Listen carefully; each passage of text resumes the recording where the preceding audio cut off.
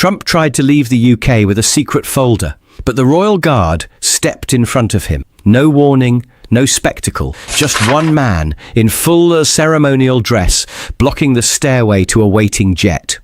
What began as a cordial breakfast inside Buckingham Palace turned into a silent breach of trust. A red folder vanished from the king's private study, a diplomatic bag packed in haste, and a former president walking toward wheels-up clearance with something that didn't belong to him.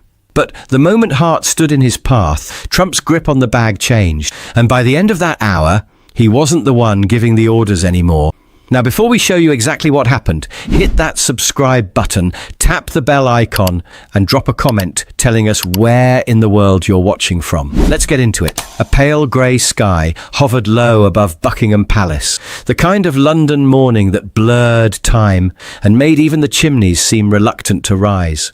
The Union Jack hung limp in the still air. Somewhere inside the East Wing, time stirred, but not in haste. The breakfast room was polished and restrained. Gilded moulding caught the weak morning light, and silver service gleamed on a linen-draped table set with an elegance more precise than extravagant. A single footman moved in silence between the chairs, refilling teacups, straightening plates that barely needed touching. The only real warmth came from the quiet hiss of the fireplace. King Charles sat at the head of the table, posture upright, demeanour as composed as the cutlery. He offered the occasional nod or low-voiced response, neither inviting nor discouraging the flow of conversation. Beside him, Queen Camilla listened more than she spoke, her fork idle, gaze thoughtful, behind a polite smile. Across from them, Donald Trump filled the silence with his own kind of ease, and there was charm in his voice, that particular kind of disarming self-deprecation honed in public life. He recounted a moment from a past royal dinner when he'd mistaken a silver baton for a dessert spoon. Camilla gave a mild laugh. Charles gave nothing away.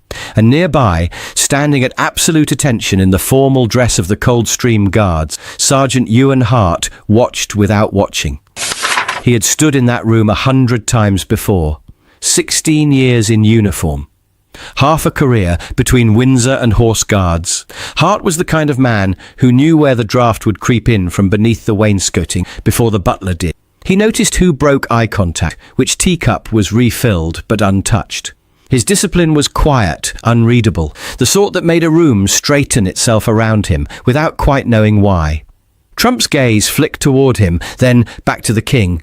"These lads," Trump said casually, gesturing toward Hart with 2 fingers curled around a linen napkin. "Still do the full thing, huh?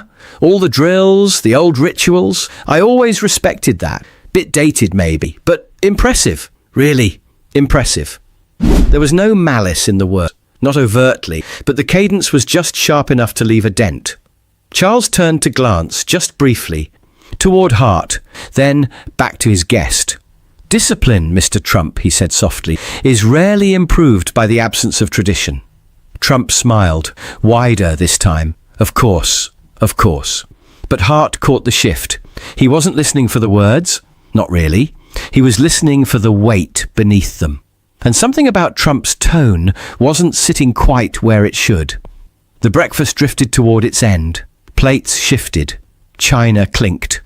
Camilla murmured something to a footman about a briefing in the yellow drawing room. Charles stood with a nod to Trump, brief but not unfriendly.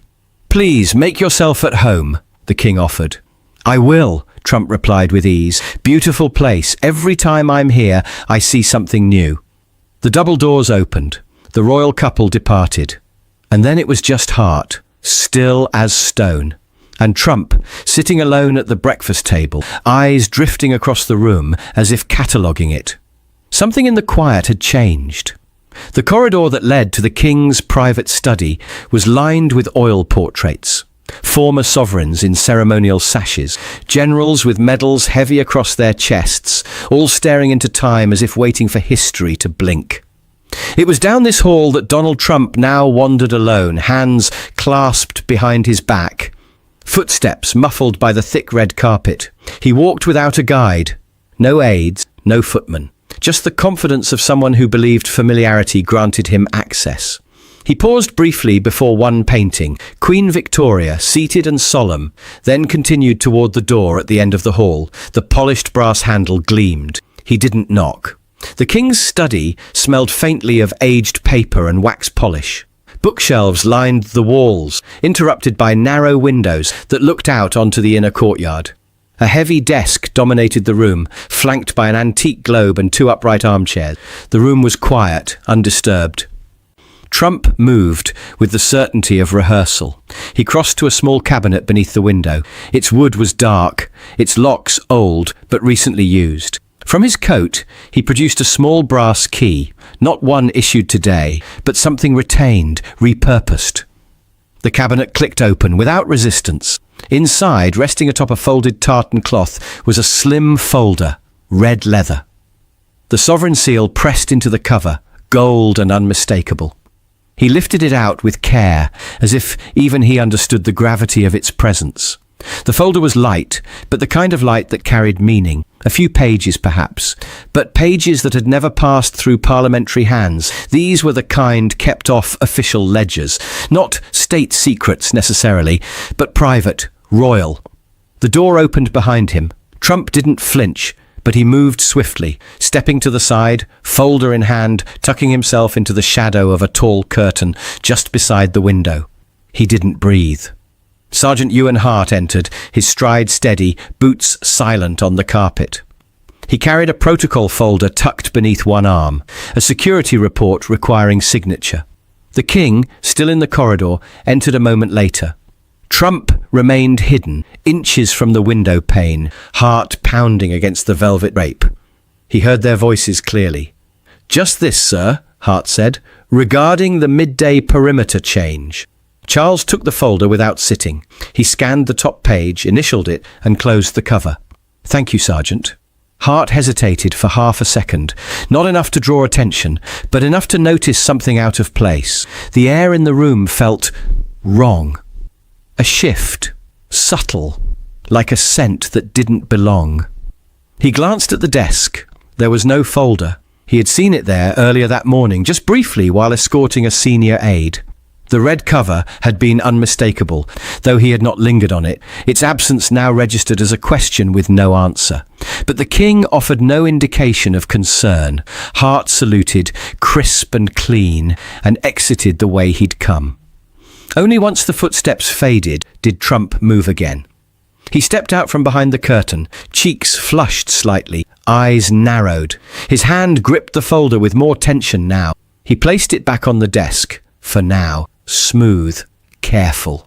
Charles, preoccupied with another brief from his steward, returned only briefly to collect a pen from the desk. Trump stood nearby, conversational, affable. "This one, sir," Trump said casually, gesturing to the folder. "Just a small archival matter for the foundation. We discussed it back in April, remember?" Charles gave it a glance, the red cover, the familiar seal, and nodded, half distracted. "Leave it with me. I'll have my private secretary review." Trump smiled, bowed his head slightly. "Of course." Then he stepped out of the study, his coat swinging gently behind him. The door clicked shut. The hallway outside was empty. Back in the study, the folder sat once again on the desk. But its presence had already changed meaning. It was no longer simply unattended. It was marked, and someone, somewhere, had noticed. By midday, the palace had softened into its usual rhythm. Footsteps quieted. Morning energy faded into the calm of official routine. Courtyard stones, still damp from a light drizzle, glistened beneath weak streaks of sun that pushed through breaks in the cloud. Inside, the atmosphere cooled. Staff moved with practiced ease, ushering visiting ministers to side parlours, resetting dining spaces, updating logs behind oak-panelled doors. A place as old as Buckingham didn't shout its urgency. It hummed it, low, disciplined, constant. Sergeant Ewan Hart had shifted to his early afternoon circuit, rotating from the east wing to the south corridor near the private apartments. His boots moved with near-soundless precision over the marble floor, every movement measured, every glance exacting. He greeted no one. He acknowledged everything. At 13:12 he passed by the king's study once more. Nothing appeared out of place. 3 floors above, Donald Trump stood in his guest suite, staring at the folder now laid flat on the desk beside his open suitcase. The red leather caught the light in a way that made it seem embossed with more than just the sovereign's seal. It pulsed with significance. He ran a finger along the edge, then slid it into a document sleeve designed for airline security discretion. Outside the window, the courtyard below stretched wide and clean. A convoy was being prepped, 3 black vehicles discreetly stationed beside the private carriage entrance. Engines off for now, drivers idle. The departure was scheduled, but barely noted on the palace movement log. Just another former dignitary with ceremonial ties. No alarms, no press. Trump zipped the suitcase closed. The room smelled faintly of shaving cream and leather. His overcoat was laid across the chair. He pulled it on slowly, adjusting the collar with the confidence of someone stepping back into the theatre of importance. He looked once more at himself in the tall mirror. There was no folder to be seen, only a man with a purpose, walking toward a door he assumed no one else could see through. In the courtyard, Sergeant Hart stood near the northwest archway, speaking quietly with a fellow guard posted at the iron gate. His eyes, trained to survey motion in slices of instinct, caught something that didn't match the pattern. Trump descending the front steps too quickly, his travel bag held not at his side, but close against his chest. Hart didn't blink. He turned subtly, pivoting just enough to follow the former president's stride across the gravel. Trump moved with forced casualness, his aides flanking him, offering brisk nods to security staff, confirming flight schedules over Bluetooth headsets. The bag stayed close to his ribs, not dangling, not rolling, clutched. It was subtle. Ordinary to most. But Hart had seen men protect valuable things before. Letters, orders, items too precious to leave in another's hands. He didn't call it in yet. He didn't make a scene. He simply turned and began walking, not toward Trump, but toward the king's study. He passed no one. The corridor outside the study was empty. Inside, the room hadn't been touched. The desk was still neat, the window half open. The tartan cloth folded in the cabinet corner undisturbed. But the red folder was gone. Hart stood still for 3 seconds, long enough to let the weight of absence settle. Then he turned on his heel and walked briskly, not running, never running, back through the corridor and down the service stairwell to the security annex. He keyed into the duty office, gave his name, rank and clearance, and said 10 quiet words. Escort in motion, sovereign folder. I believe it's in play. The officer on duty didn't ask for elaboration. The tone alone was enough. Within 30 seconds, the override code for Heathrow's diplomatic wing was activated. Hart signed the digital clearance slip and stepped back into the rain. He wasn't chasing, not yet, but he was no longer just a guard. He was now the last line. The rain had returned by the time Sergeant Ewan Hart stepped out of the palace gates, but it was the cold that struck him harder. Not the wind, just the kind of deep English cold that settled into wool and bone. His gloved hand pressed to the side of the unmarked security vehicle as he climbed in. Route locked, the driver said. Heathrow diplomatic corridor, pre-cleared. Hart gave a single nod. He didn't speak again for the next 22 minutes. The car moved fast, weaving through a secure route sketched only for moments like this. The escort notice had triggered a silent green light chain. Metropolitan units would know not to interfere. Airport security would stand down just long enough. The jet would still be on the tarmac. Just enough time. Maybe. Inside the car, Hart reviewed the details mentally. He didn't have proof, not yet. But the folder's disappearance wasn't a coincidence. Trump's posture, his tone, the strange familiarity with the king's study. It all mapped to something quiet but deliberate. His phone vibrated once. Wheels down in 30 minutes, the message read. Trump cleared for immediate diplomatic departure. Manifest, personal property, non-commercial. No mention of official transfer, no listing of archival materials. Hart's jaw tightened slightly. The Queen's seal didn't belong in a leather travel bag. As they pulled onto the tarmac entrance near Heathrow's diplomatic wing, a line of orange lights shimmered against the wet concrete. Ground crews moved with practiced calm. A sleek Gulfstream sat at the far end of the bay, its stair ramp already lowered, engines spooling at low idle. A black convoy of SUVs idled nearby, the same configuration that had left the palace not an hour earlier. Hart stepped out before the car had fully stopped. The rain was light but steady, misting the air in silvery streaks. His boots struck the tarmac with purpose as he walked forward, alone. No umbrella, no backup.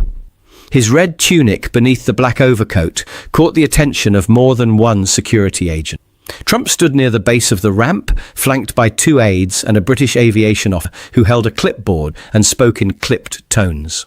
Trump nodded absently, responding with one-word answers, his leather bag hanging tightly off his right shoulder. Hart passed the checkpoint without question. The airport police recognized the crest on his sleeve. They didn't stop him. They just watched. Trump noticed him 5 strides out. Their eyes met. There was a flicker. Confusion first, then recognition, and finally something else. Calculation. Hart came to a full stop just 10 feet from the foot of the stairs. The jet behind Trump gave off a deep, constant hum, ready for departure. The diplomatic security staff shifted uncertainly. The sight was stark. One soldier in rain-slick black, standing silent against the whirring machine of privilege and power. Trump tilted his head, eyes narrowing. "Something I can help you with?" he called, the charm already fading from his voice. Hart said nothing. He simply stood there, centered, unmoving. One of Trump's aides turned toward the aviation officer. "He shouldn't be here. This is secured clearance." The officer didn't answer. His eyes were locked on Hart. Trump took a step closer, dropping his voice, but keeping it audible. "Listen, we had a lovely breakfast. This isn't necessary. Everything's been cleared." Hart still didn't speak. Not yet. He raised his chin slightly, enough to signal intention. Trump's grip tightened on the bag. The moment stretched. Engines roared faintly behind them. The smell of jet fuel floated over the bay. The wind pushed a gust of rain across the pavement. Finally, Hart stepped forward once, not fast, just firm. Trump instinctively stepped back. "Now just hold on," he said more sharply. "You don't outrank me. This is diplomatic property, protected status. You're out of line." Still, Hart said nothing. One of the handlers reached toward the ramp, motioning for Trump to ascend, but Trump didn't move. His eyes kept flicking between Hart's face and the soldier's gloved hand now resting just above his hip, where Hart's clearance envelope was tucked inside his coat. The stalemate had arrived, and it would not be broken by force, only by choice. Hart knew that, and so did Trump. The drizzle had thickened, soft and relentless, casting everything in a film of silver. The floodlights reflected off wet tarmac, throwing blurred shadows around the Gulf Stream's wheels and the stair ramp's slick metal. Sergeant Ewan Hart didn't move. He simply remained planted at the foot of the aircraft stairs, alone, in full posture, like a question mark that refused to become a period. Trump, standing just steps away, had never looked smaller, not in stature, but in certainty. Around them, aides hesitated, unsure if protocol still applied. A security officer shifted his weight uneasily. The air had taken on a texture, dense, electric, expectant. "This is absurd," Trump muttered, not to Hart, but to the group behind him. "This man has no standing. He's a ceremonial guard. I'm the former president of the United States. I've been cleared." No one answered. He turned back to Hart. "I'm telling you, these items, the folder, were part of a private understanding. I had the king's trust. I still do. What's in this bag doesn't concern anyone else." Hart didn't react. His expression didn't harden, nor did it soften. He simply observed, a kind of attention that weighed more than any raised voice could. "You think you're protecting something," Trump continued, louder now, "but you're overreaching. You're interfering with diplomatic protocol. You don't want this on your record." Hart's voice, when it finally came, was even, measured, firm. "There is an item in that bag that bears the sovereign seal. It was not recorded for departure. You will return it." Trump blinked. He hadn't expected words. Not from him, and not so calmly delivered. I was given permission, he shot back. You weren't in the room. You didn't hear it. The king agreed. Hart didn't argue. He didn't need to. His silence, tall, the kind carved from years of stillness, of watching people unravel in real time, was louder than anything Trump could offer. Trump took a step forward. Rain darkened his overcoat at the shoulders. You're going to stand in my way? For what? A folder? A formality? Hart responded simply. For the crown. Something flickered in Trump's eyes. Disbelief, then defiance. I could bury you, he snapped. You understand that? Your job, your names, your entire career, gone. You interfere with this. You become an international incident. Do you want that over paperwork? Hart didn't flinch. His reply was calm. It's not paperwork, it's trust. And you've just confirmed it's in the bag. The silence that followed was deep and absolute. Not even the engines behind them dared to swell. Trump exhaled slowly. His hand gripped the strap of his leather bag with that same unnatural tension Hart had noticed earlier, like someone guarding not valuables but secrets. You don't understand the cost of what you're doing, Trump said at last, quieter now. This wasn't theft, this was legacy. She wanted me to have it. Hart didn't challenge the statement, but the next words cut through the tarmac like steel. If that were true, sir, it would have been written down. Trump stood still, eyes locked on Hart's, and slowly, visibly, the posture shifted, not in surrender, but in resignation. He turned toward the jet, then back again. You'll regret this, he said, though the venom had dulled. When the press gets hold of it, when your superiors start asking questions. Hart stepped forward, just one pace. Then I'll answer. He reached inside his coat and produced a sealed clearance envelope, pale grey, marked with wax, unsigned but unmistakable.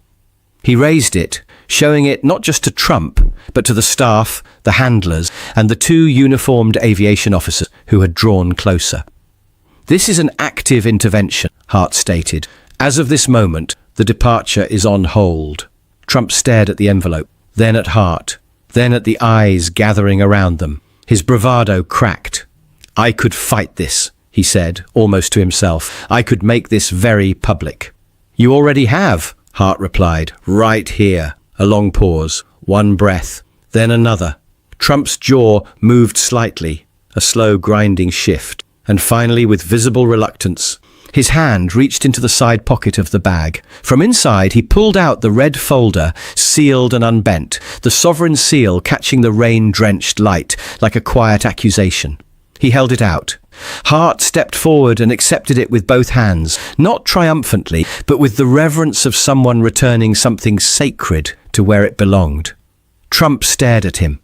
The rage hadn't vanished. It had just hardened. You've made a mistake, he said coldly.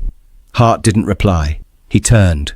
The rain had grown heavier now, but he didn't break stride. His boots splashed lightly against the tarmac as he walked away from the plane, from the convoy, from the voices still murmuring behind him. One man, one folder, no medals, no fanfare, just a guard doing what guards are meant to do. The drive back to Buckingham Palace passed in silence. The city rolled by in soft greys, fog-wrapped rooftops, traffic lights glowing dull red through streaked windows, taxis sliding past like ghosts. Inside the back seat of the unmarked vehicle, Sergeant Ewan Hart sat upright, the red folder resting on his lap. He didn't open it. He didn't need to. Rain tapped lightly against the glass. The engine hummed. His gloved hand never left the cover of the folder, fingers resting gently against the gold sovereign seal, as though holding something not just important, but fragile. As they pulled through the palace gates, the sky seemed to brighten slightly, though the rain had not stopped. The courtyard was quiet again. A few staff members moved with quiet purpose between wing. Nothing about the scene suggested anything had happened. The car stopped near the East Wing entrance. Hart stepped out, straightened his posture, and walked the rest of the way. The folder stayed in his left hand, cradled against his chest. His right hand remained free, a subtle detail, drilled into memory from years of training. Even when carrying the weight of the moment, the guard remained prepared. Inside, the halls of the palace echoed faintly with distant voices. Somewhere a clock chimed once. Afternoon light filtered through high windows, golden and subdued, like the room had been waiting for it. He reached the king's study and knocked once. The door opened from within, not by staff, but by the king himself. Charles stood there, still in his tailored day coat from earlier meetings, reading glasses folded in his hand. His expression was unreadable at first, composed, as always. But when his eyes fell on the folder, something behind them shifted. He stepped aside. Hart entered and walked directly to the desk. He didn't offer commentary. He didn't explain. He simply placed the red folder precisely in the center, aligning its corners with the grain of the wood. His hand hovered briefly over the surface, then withdrew. The king moved slowly to stand beside him. For a long moment, neither man said anything. Charles finally spoke. "Was it intercepted?" Hart replied without hesitation. "Yes, sir. Heathrow tarmac, diplomatic wing." The king gave a quiet exhale through his nose. Not relief, something older. A kind of weary gratitude, reserved only for those who've seen duty upheld when it didn't have to be. "Any trouble?" he asked. Hart's answer came steady. "Some, but not for long." Charles didn't ask for details. He reached out and placed a single finger against the seal of the folder, as if confirming that it was real, that it had come home. Then he looked to Hart, not just at him, through him, as one man of quiet responsibility to another. "You've done the crown a service today," the king said softly. "One, not many." Hart nodded once. "That's enough, sir." Charles offered a faint smile, almost invisible, but real. "It is." Hart stepped back, saluted crisply, and turned to leave. As he opened the study door, he paused briefly, only briefly, and cast a final glance toward the desk. The folder sat unopened, its red leather catching a thin line of sun from the window, the seal now dry again under the soft amber light. When he returned to his post at the eastern corridor, the shift bell had not yet rung. A new group of tourists would soon begin their private tour of the state rooms. Somewhere in the kitchens, scones were being prepared for tea. And yet, something had shifted, not visibly, not audibly, but deeply. He stood once again in full ceremonial stillness, his boots in perfect line with the edge of the marble tile, his hands behind his back. To anyone passing by, he was as he'd always been, a symbol, a fixture, part of the palace. But those who looked closely might have noticed a faint trace of rain still clinging to the edge of his collar. Should Trump have been allowed to take the folder as a personal gesture, a token of goodwill between leaders? Or was Sergeant Hart right to step in, even if it meant standing in the path of a former head of state? Let us know what you think in the comments. We read every single one. If you believe some items should never cross the threshold of power into possession, hit the like button now. And if you want more true-to-life stories like this one from inside the Royal Guard's silent world, subscribe with the bell icon turned on so you never miss a moment. Share this video with someone who still believes that duty is bigger than title. Other untold stories are now appearing on your screen. Watch them next.